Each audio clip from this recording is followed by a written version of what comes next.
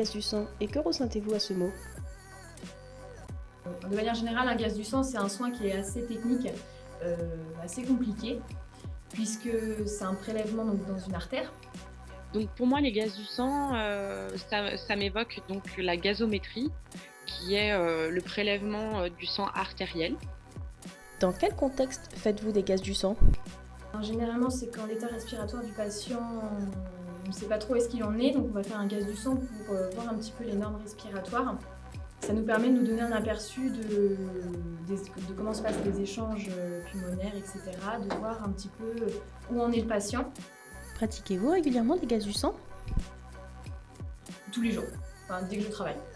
C'est un geste que j'ai plusieurs fois pratiqué. Avez-vous des difficultés à réaliser le gaz du sang?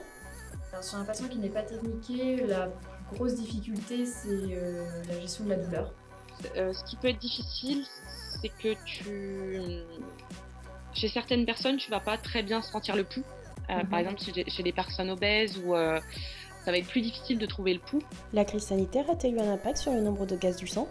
Alors si ça a un impact, alors dans le service dans lequel je suis, c'est vrai qu'on accueille des patients atteints du Covid, donc ayant une grosse défaillance respiratoire.